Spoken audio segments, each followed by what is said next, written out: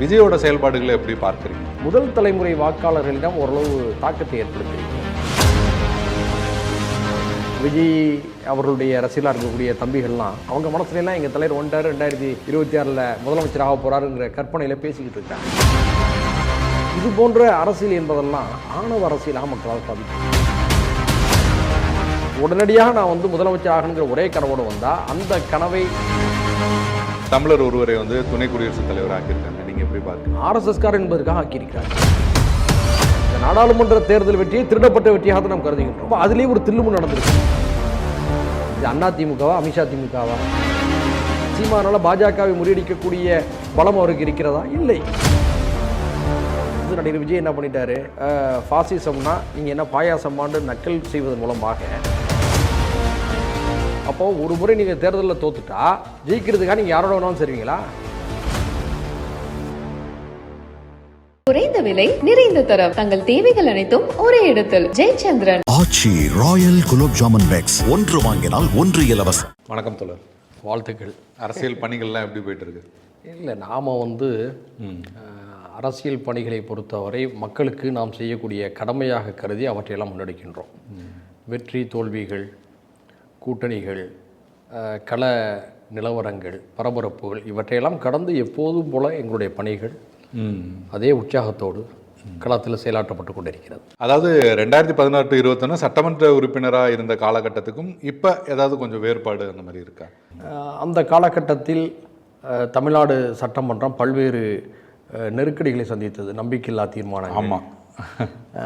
அதே போன்று ஆளுங்கட்சியில் பல்வேறு குழப்பங்கள், ஆட்சி நீடிக்குமா நீடிக்காதா என்ற நிலை, இருபெரும் தலைவர்களான டாக்டர் ஐயா கலைஞர், டாக்டர் ஜெயலலிதா அம்மா ஆகியோருடைய மறைவு, அதற்கு பிந்தைய புதிய அரசியல் சூழல், கொரோனா நிலவரங்கள், ஆமாம், அப்புறம் குடியுரிமை கருப்பு சட்டங்கள் தொடர்பான நடவடிக்கைகள், ஜல்லிக்கட்டு போராட்டம், இப்படி தமிழ்நாடு இதுவரை சந்திக்காத பல சம்பவங்களோடு அந்த சட்டமன்ற நாட்கள் நடந்தது.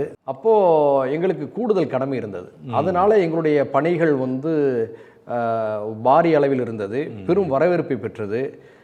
ஒரு கட்டத்தில் ஊடகங்களும் மக்களும் மூவரணி என்று அழைக்கக்கூடிய அளவுக்கு எங்களுடைய அரசியல் களங்கள் இருந்தது. வரலாற்றில் மீண்டும் அத்தகைய வாய்ப்பு எங்களுக்கு கிடைக்குமா என்று தெரியவில்லை. உதாரணத்துக்கு பேரறிவாளன் உள்ளிட்ட 7 தமிழர்களுடைய விடுதலையில் பல்வேறு தலைவர்கள், அண்ணன் வைகோ, அண்ணன் நெடுமாறன், அண்ணன் சீமான், அண்ணன் பே மணியரசன் உள்ளிட்ட எண்ணற்ற தலைவர்கள், தொடர் திருமுருகன் காந்தி உட்பட பலரும் களத்தில் இருந்து குரல் கொடுத்தார்கள், போராடினார்கள். ஆனால் சட்டமன்றத்தில் நாங்கள் மூவரும் அதை லாபகமாக பயன்படுத்தி அரசியல் சூழலை பயன்படுத்தி கொண்டு அவருடைய பரோலுக்கு, சிறை விடுப்புக்கு நாங்கள் வாய்ப்பு ஏற்படுத்தினோம். பிறகு அவர் முழுமையாக விடுதலை ஆவதற்கு கூட அதுதான் காரணமாக இருந்தது. ஆமாம். நீ பெரியவரா நான் பெரியவராங்கிற இந்த ஈகோ எங்களுக்கு இன்று வரை இல்லை. அன்றிலிருந்து இன்று வரை இல்லை. இன்று நாங்கள் எம்எல்ஏவா 3 பேருமே இல்லை. ஆனால் 3 பேருமே களத்தில் மக்களுக்காக போராடுறோம். நீங்கள் ஆரம்பத்திலே கேட்டீங்க எப்படி இருக்குது அரசியல் பணின்னு சொல்லிட்டு. எங்களுடைய பணி, எங்களுடைய கட்சி தொடங்கப்பட்ட அந்த 10 ஆண்டு காலத்தில் ஒரு நாளும் தொய்வடையவில்லை. அரசியலையும் கடந்து சமூக சேவைகளில் நாங்கள் அன்றாட ஈடுபட்டு கொண்டிருக்கிறோம். ஸோ இதையெல்லாம் தேர்தல் அரசியலுக்காக நம்ம செய்யலை. ஏன்னா இதெல்லாம் செஞ்சால் தேர்தல் அரசியல் ஓட்டு போட மாட்டாங்கிறது நமக்கு தெரியும். ஆனால் நம்முடைய மன திருப்தி. நீங்கள் சொன்ன மாதிரியே நீண்ட காலமாக அரசியல் களத்தில் இருந்துட்டு வரீங்க. ஒரு செயற்பாட்டாளராக இப்பயுமே கூட செயல்பட்டுகிட்டே இருக்கீங்க தொடர்ந்து. இப்போ விஜயும் வந்திருக்காரு, மாநாடுகள் நடத்தியிருக்காரு, சுற்றுப்பயணத்தையும் தொடங்கிட்டாரு. நீங்கள் இன்னொரு கட்சியில் பொறுப்பில் இருந்து தனியாக இப்போ கட்சி நடத்திட்டு இருக்கீங்க. விஜயோட செயல்பாடுகளை எப்படி பார்க்குறீங்க? அதாவது எங்கள் கட்சியுடைய கொள்கை என்னன்னு சொன்னால், தலைவர்களை திரையரங்குகளில் தேடக்கூடாது, களத்தில் தேட வேண்டும். ஏன்னா தமிழ்நாட்டுடைய பொது வாழ்வில், அரசியலில் சினிமாவும் அரசியலும் இரண்டே கலந்து பயணித்து வருவதை நாம் பார்க்கின்றோம். அதனால் எந்த துறையிலிருந்து யார் வேண்டுமென்றாலும் வரலாம், யாரையும் கேள்வி கேட்கக்கூடாது என்ற நிலை இது உருவாகி இருக்கிறது. அந்த அடிப்படையில் நடிகர் விஜய் அவர்கள் திரைத்துறையில் தனக்கு கிடைத்த அபரிதமான செல்வாக்கு, விளம்பரம் இவற்றையெல்லாம் பயன்படுத்தி கொண்டு இப்போது தமிழக வெற்றி கழகம் என்ற ஒரு கட்சியை தொடங்கி இருக்கிறார். 2 மாநாடுகளை நடத்தியிருக்கிறார். சுற்றுப்பயணம் தொடங்குகிறார். ஆட்சியை மாற்றி அமைப்போம், அதிகாரத்தில் எல்லோருக்கும் பங்களிப்போம் என்றெல்லாம் முழக்கங்களை வைத்து போகிறார். அவருடைய இந்த புதிய வரவு என்பது முதல் தலைமுறை வாக்காளர்களிடம் ஓரளவு தாக்கத்தை ஏற்படுத்தியிருக்கிறது. அடுத்ததாக குறிப்பிட்ட 2-3 கட்சிகள் தான் தமிழ்நாட்டை ஆளணுமா, புதியவர்கள் வரக்கூடாதா என்ற நினைப்பவருடைய கவனமும் அவர் பக்கம் திரும்பி இருக்கிறது. இப்போ வந்து அவர் களத்துக்கு வந்திருக்கிறார். ஆனால் ஒரு முழுநேர அரசியலாளராக அவர் மாறியிருக்கிறாரா என்று சொன்னால் இல்லை என்று தான் நான் சொல்வேன். அவர் வந்து மாநாடு தொடங்குவதற்கு முன்பாக ஒரு பரபரப்பை ஏற்படுத்துகிறார். மாநாட்டை நடத்திய பிறகு மாநாட்டை சுற்றிலும் பரபரப்பு தொற்றிக் கொண்டிருக்கிறது. அபரிதமான ஒரு இலவச விளம்பரங்களாகவே எல்லாமே அமைகின்றன. அது சினிமா துறையிலிருந்து வரக்கூடியவர்களுக்கு கிடைக்கக்கூடிய ஒரு அரிய வாய்ப்பு. இது போன்ற வாய்ப்பு ஐயா நல்லகனுக்கு கிடைச்சிருக்கா சொல்லுங்கள். இதே போன்று எத்தனையோ பல தலைவர்கள் நம்ம வந்து சுட்டி காட்டி பேசலாம். அவர்களுக்கெல்லாம் கிடைக்காத ஒரு அரிய விளம்பரம் பேரார்வம்லாம் நடிகர்கள் என்ற காரணத்தில் அவர்களுக்கு ஏற்படுகிறது. இந்த நிலையில் வந்து முழு நேரமாக மக்களை சந்திப்பது, தொண்டர்களை சந்திப்பது, அன்றாட அரசியல் விவகாரங்களில் கருத்துக்களை வெளிப்படுத்துவது, இந்த வகையில் ஒப்பிட்டு பார்ப்போமேயானால் அவர் மிகவும் பின்தங்கிய நிலையில் தான் இருக்கிறார். பாருங்க, தூய்மை பணியாளர்கள் போராட்டம் நடந்தது. அவர் அந்த இடத்துக்கு வந்திருந்தால் அந்த பிரச்சனையை தாக்கம் அதிகமாக இருந்திருக்கும். ஆனால் என்ன செய்கிறாரு, அந்த குழுவை வீட்டுக்கு வரவழைத்து சந்திக்கிறார். அதே போன்று மழை வெள்ள பாதிப்பு ஏற்பட்ட போது இவர் களத்துக்கு போய் உதவி செய்திருந்தால் அது தேசம் முழுக்க பேசப்பட்டிருக்கும். ஆனால் என்ன செய்கிறாரு, அங்கே இருக்கக்கூடிய பாதிக்கப்பட்ட மக்களை வேன்களை அனுப்பி வீட்டில் கூட்டு வந்து வச்சு உதவி செய்கிறார். அப்போ இது போன்ற அரசியல் என்பதெல்லாம் களத்துக்கு ஒத்து வராது மட்டுமல்ல, ஆணவ அரசியலாக மக்களால் பார்க்கப்படும், ஒரு முதலாளித்துவ அரசியலாக பார்க்கப்படும். ஏன்னா அந்த விஜய் அவர்களுடைய அரசியலாக இருக்கக்கூடிய தம்பிகள்லாம் முழுமையாக அரசியலை உள்வாங்காதவர்கள், பத்திரிகைகளே படிக்காதவர்கள், சமூக வலைதளங்களில் வரக்கூடிய செய்திகளை மட்டுமே அவசரத்துக்கு பார்த்து விட்டு செல்லக்கூடியவர்களாக தான் இருக்கிறார்கள். போதிய அரசியல் விழிப்புணர்வோ போதிய அரசியல் நிர்வாக பயிற்சிகளோ அவர்களிடம் இல்லை. அவங்க மனசுலாம் எங்கள் தலைவர் வந்துட்டார், 2026 முதலமைச்சராக போகிறாருங்கிற கற்பனையில் பேசிக்கிட்டு இருக்கிறாங்க. அப்படிப்பட்ட நிலவரங்கள் எதுவும் இல்லை. ஏன்னா திமுக தலைமையிலான அந்த திராவிட மாடல் அரசு மிக சிறப்பான முறையில் மாற்று கருத்தை கொண்டவர்கள் கூட தனிப்பட்ட முறையில் பேசும்போது பரவாயில்ல, நல்லா தானே அவங்க ஆட்சி பண்ணுறாங்க அப்படின்னு பேசக்கூடிய அளவு தான் கொண்டு போகிறாங்க. எதிர்க்கட்சிகள் எல்லாமே பொது பிளவுபட்டு சிதறி இருக்கிறது. ஆட்சியின் மீது பெரிய அளவில் அதிருப்தியும் இல்லை.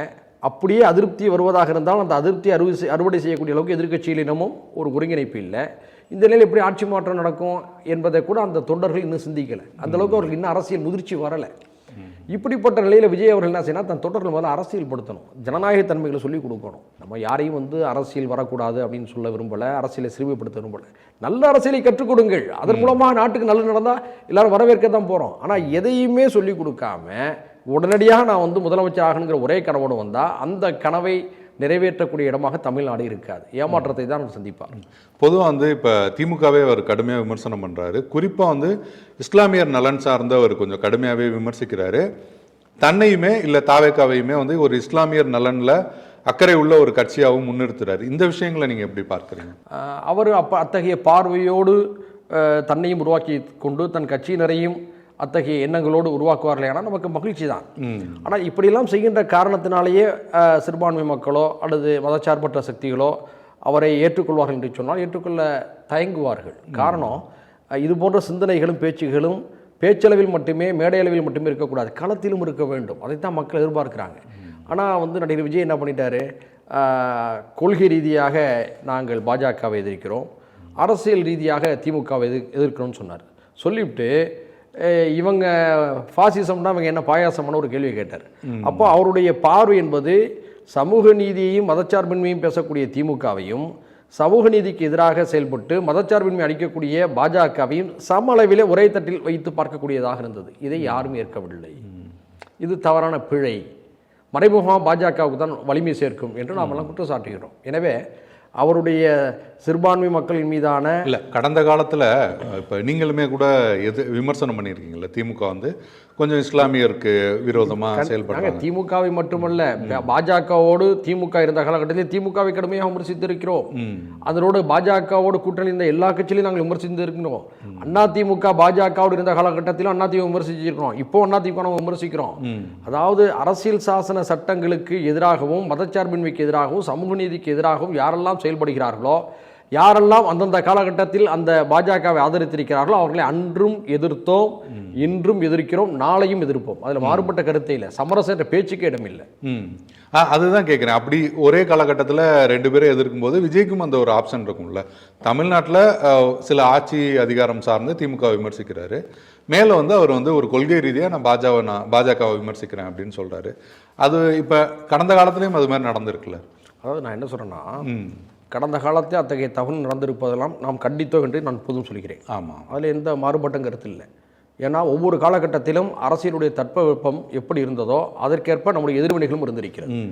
இப்போ வந்து தாவைக்கத்தினர் விஜய் அவர்களுக்கு நாம் வைக்கக்கூடிய கேள்வி, அவங்க வந்து ஃபாசிசம்னா நீங்கள் என்ன பாயாசமாண்டு நக்கல் செய்வதன் மூலமாக ஃபாசிசத்தை நீர்த்து போக செய்யக்கூடிய வேலை, அதாவது பாசிச எதிர்ப்பை நீர்த்து போக செய்யக்கூடிய வேலையை அவர் பார்க்கிறார் என்று தான் நமக்கு வருத்தம்.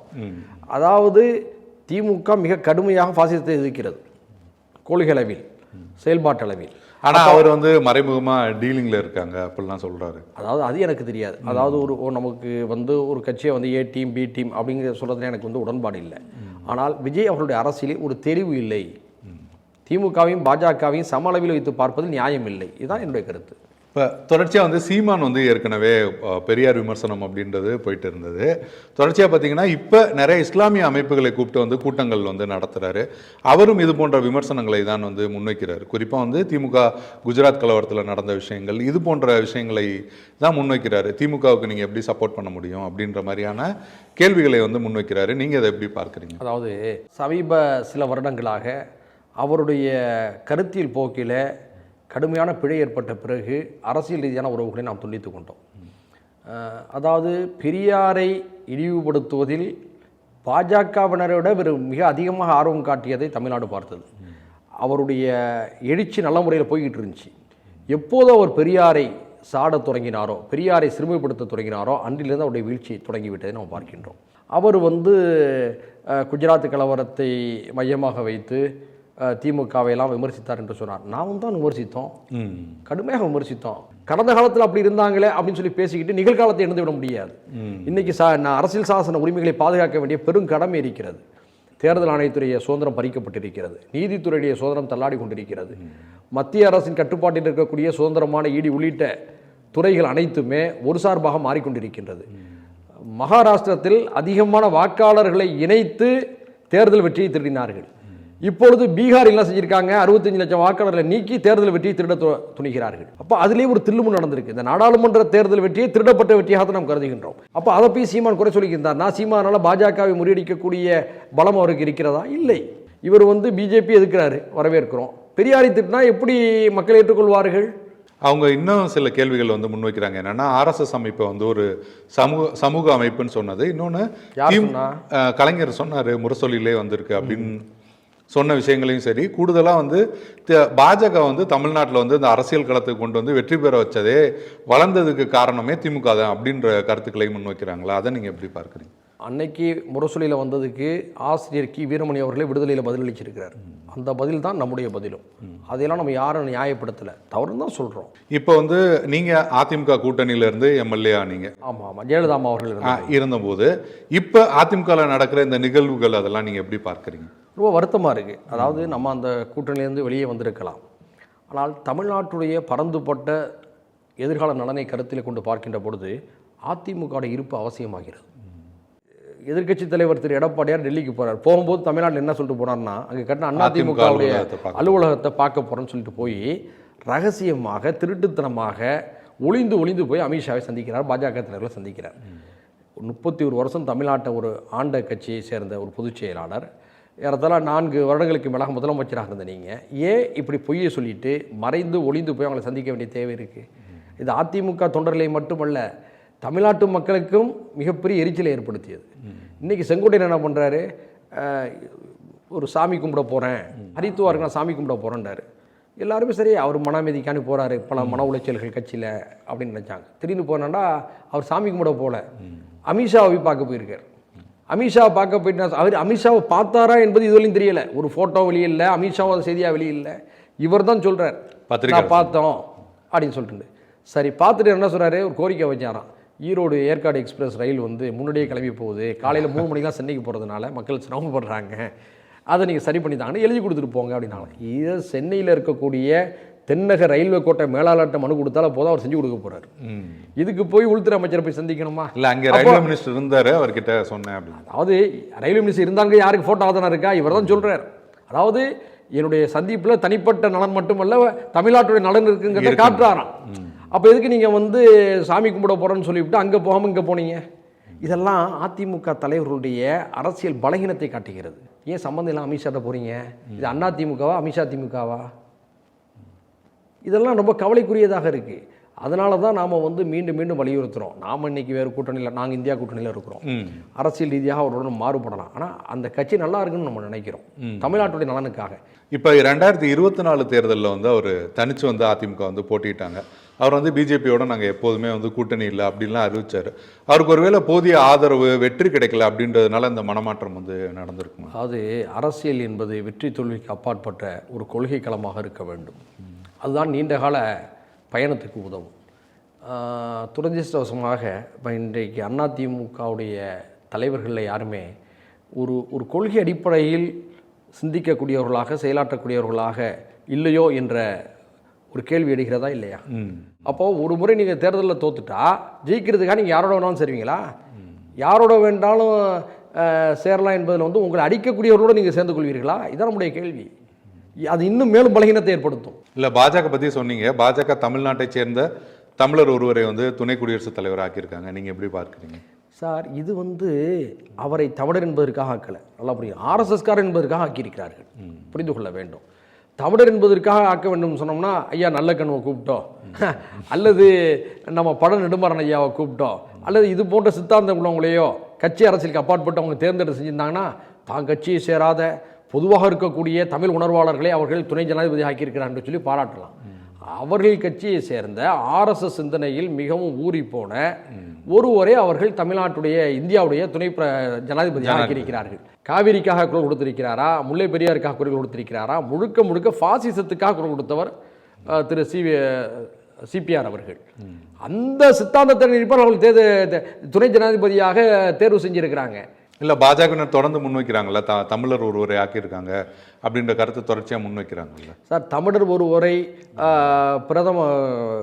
தமிழர் ஒருவருக்கு முன்னுரிமை கொடுத்திருக்கிறார்கள், தமிழர்களுக்கு சிறப்பு சேர்க்கிறார்கள் என்று சொன்னால் அவர்கள் எப்படிப்பட்டவர்களாக இருக்க வேண்டும் என்ற அளவுகள் இருக்கா இல்லையா? யோசித்து பாருங்க. பண்புகள் அடிப்படையில் தான், கொள்கையின் அடிப்படையில் தான் ஒருவருடைய நடவடிக்கைகள் மக்களால் தீர்மானிக்கப்படுகிறது.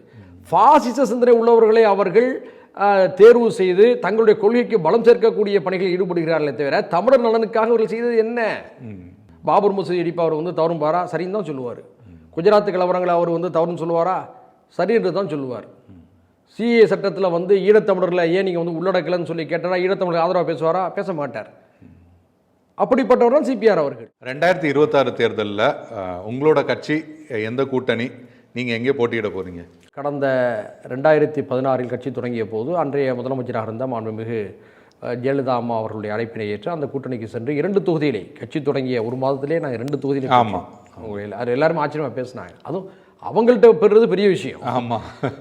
அப்போது அதில் ஒரு இடத்துல நம்ம வெற்றி பெற்றோம். அதன் பிறகு வந்து அடுத்து வந்த பாராளுமன்ற தேர்தலின் போது கொள்கை ரீதியாக எங்களுக்கும் அன்றைய அதிமுக தலைமைக்கும் முரண்பாடு ஏற்பட்டது.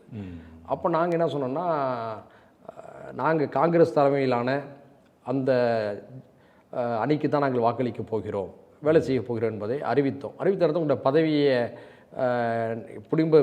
உங்களுடைய பதவியை பிடுங்குவதற்கான நடவடிக்கை எடுத்தால் என்ன செய்வீங்கன்னு சொல்லி கேட்டாங்க பத்திரிகையாளர்கள். தாராளமாக கொள்கையாக பதவியாக என்று சொன்னால் எங்களுக்கு கொள்கை தான் முக்கியம் என்று சொல்லி அந்த நேரத்தில் கோவையில் காங்கிரஸ் திமுக தலைமையில் நடைபெற்ற பிரச்சார பொதுக்கூட்டத்தில் இன்றைய முதல்வர்களோடு நாங்கள் மேடை ஏறினோம். அப்போதே அதிமுக உறவை நாங்கள் வந்து முடிச்சிட்டோம். அதிமுக பாஜக கூட்டணி பகிரங்கமாக ஏற்பட்ட அந்த நேரத்தில் அந்த கூட்டணியுடைய சகவாசமே வேண்டாம் எந்த விதத்தில் அப்படின்னு சொல்லி திமுக கூட்டணிக்கு ஆதரவு அளித்தோம். இப்போ இந்த நிலையில் வந்து 2026 சட்டமன்ற தேர்தல் நெருங்கிக்கிட்டு இருக்கு. எங்களுக்கான வாய்ப்புகளை தருவதாக அவர்கள் கூறியிருக்கிறார்கள். அது பற்றிய பேச்சுவார்த்தைகள் எல்லாம் ஜனவரிக்கு பிறகுதான் நடக்கும். அதாவது தை பிறந்தால் வழி பிறக்கும் என்பது போல திமுக நீங்கள் கூட்டணியில் தொடரும். பொதுவாக கடந்த ஆட்சியில் அந்த காலகட்டத்தில எல்லாம் வந்து எதிர்க்கட்சிகள் நிறைய அமைப்புகள் வந்து ஆளுங்கட்சிக்கு எதிராக நிறைய போராட்டங்களை வந்து முன்னெடுத்தாங்க. அது இப்போ வந்து நிறையா தொய்வடைஞ்சிருக்கு. பெரும்பாலும் வந்து ஆளுங்கட்சிக்கு எதிராக வந்து எதிர்க்கட்சிகளோ இல்லை தீவிரமாக களத்தில் நின்ற அமைப்புகளோ இப்போ வந்து பெரிய அளவில் போராடுறதில்லை அப்படின்னு ஒரு விமர்சனம் இருக்குல்ல, அதை நீங்கள் எப்படி பார்க்குறீங்க?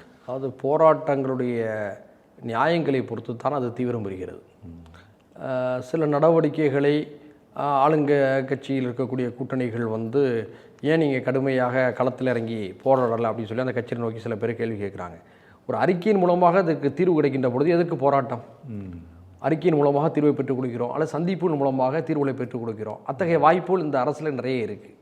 சுட்டி காட்டுகின்ற போது அதை செவியேற்றுக் கொள்கிறார்கள், உரிய நடவடிக்கைகள் எடுக்கிறார்கள். அது நடக்காத போது கூட போராட்டங்களை நடத்தியிருக்கு. இப்போ உதாரணத்துக்கு வந்து கம்யூனிஸ்ட் கட்சியிலே நிறைய போராட்டம் நடத்தி தான் இருக்கிறாங்க. நாங்கள் மனிதநேய ஜனநாயக கட்சியின் சார்பாக ஒரு சட்டமன்ற முற்றுகை, சிறைவாசிகள் விடுதலைக்காக தலைமைச் செயலக முற்றுகை நடத்தியிருக்கிறோம், மத்திய சிறைகள் முற்றுகை நடத்தியிருக்கிறோம். இந்த ஆட்சியில் ஒப்பீட்டு அளவில் விடுதலை சிறுத்தைகள் நடத்தியிருக்கிறாங்க. அப்போது நாங்கள்லாம் செஞ்சுக்கிட்டு தான் இருக்கிறோம் தேவைப்படும் போது. ஆனால் அதுக்கு தேவையே இல்லாத நேரத்தில் விளம்பரத்துக்காக நம்ம எதையும் செஞ்சிடக்கூடாது. ஒரு அறிக்கையின் மூலமாக நம்ம தீர்வுகளை பெற்றுக்கூடிய வாய்ப்பு இருக்கும்போது அதுக்கு தான் நம்ம வந்து முன்னுரிமை கொடுக்கணும். எதற்கெடுத்தாலும் போராட்டம்னு சொல்லி அறிவிச்சிட்டு போனோம்னா அது ஆரோக்கியமாகவும் இருக்காதுல்ல. ஓகே, நான் சில புகைப்படங்கள் காட்டுறேன். அவங்கள பார்த்ததும் உங்களுக்கு உடனே என்ன தோணுதோ அதை நீங்கள் வந்து சொல்லலாம். ஒரு வரியிலையும் சொல்லலாம், சின்ன ஒரு இதுவாகவும் சொல்லலாம். கடுமையான அரசியல் உழைப்பாளி, ஆனால் எட்ட வேண்டிய உயரத்தை எட்டாமல் போய்விட்டார் என்ற வருத்தம் எனக்கு இருக்கிறது. டாக்டர் ராமதாஸ் இடதுசாரி கோட்பாடுகளோடு தன்னுடைய கட்சியை கட்டமைத்தவர், சமூக நீதிக்காக பல போராட்டங்களை நடத்தியவர், இன்றும் அந்த சமூக நீதி மீது நம்பிக்கை உள்ளவர். எதிர்காலத்தில் ஒரு மிகச்சிறந்த ஆளுமையாக வரக்கூடிய வாய்ப்புகளை அவர் பெற்றிருக்கிறார். இப்போது கடுமையாக உழைத்து கொண்டிருக்கிறார். அவருடைய அமைச்சகத்தின் சார்பில் பல நல்ல திட்டங்களை செயல்படுத்தி மக்களுடைய உள்ளங்களை வென்றெடுத்து கொண்டிருக்கிறார். நீங்கள் சந்தித்து பேசுகிறது அதெல்லாம் இன்னைக்கு கூட சந்தித்தேன். அதாவது மறைந்த முன்னாள் முதலமைச்சர் ஜெயலலிதா அவர்களால் அடையாளம் காணப்பட்டு தன்னுடைய உறுதியற்ற முடிவுகளின் காரணமாக இன்று தடுமாற்றத்தில் இருக்கக்கூடியவராக இருக்கிறார். அண்ணன் சீமான் அவர்கள் தன்னுடைய எழுச்சிகரமான பேச்சின் மூலமாக தமிழ்நாட்டில் ஒரு பெரிய தாக்கத்தை ஏற்படுத்தினார். ஆனால் அந்த தாக்கத்தை சரியான இலக்கை நோக்கி கொண்டு செல்லாமல் பல தடுமாற்றங்களுக்கு அவரே ஆளாகி இருக்கிறார். பெரியாரை எப்போது அவர் சீண்டினாரோ அதிலிருந்து அவருக்கு தொடர்ந்து சர்க்கிள் தான். அண்ணாமலை அவர்கள் அதாவது பரபரப்பாக சிறந்த ஒரு பேட்ஸ்மேன் போல் வந்துக்கிட்டே இருந்தார். திடீர்னு க்ளீன் போல்ட் ஆகிட்டார். 4 ஆண்டு காலம் இவர் முதலமைச்சராக இருந்தது பெரிய ஒரு விஷயம். ஏன்னா ஒரு குறிப்பாக நான் ஏற்கனவே சுட்டி காட்டிய விஷயங்கள், அந்த பேரறிவாளனுடைய விடுதலை தொடர்பாக நாங்கள் பலமுறை அவரை சந்திக்கும் போது அதை சாத்தியப்படுத்தி தந்தார். அதை நம்ம இன்னைக்கு வரை அதை நன்றியோட மன்னித்து பார்க்கிறோம். ஏன்னா அது மிகப்பெரிய எதிர்ப்பை சந்தித்திருந்த ஒரு நிலையில் நாங்கள் வைத்த அந்த கோரிக்கையை ஏற்று அவர் பேரறிவாளருக்கு பரோல் வழங்கினார். அதே மாதிரி எம்ஜிஆர் நூற்றாண்டு வந்த நேரத்தில் 14 ஆண்டுகளை கடந்த ஆயுள் சிறைவாசிகளை எல்லாம் நீங்கள் விடுதலை செய்ய வேண்டும் என்று கேட்டபோது அதையும் அவர் ஏற்றுக்கொண்டு செய்தார். தந்தையுடைய அற்புதமான அந்த வழிகாட்டலை வாய்ப்புகளை சரியாக பயன்படுத்தியிருந்தால் இவர் இன்னும் வெகு தூரம் சென்றிருந்திருப்பார். ஓகே,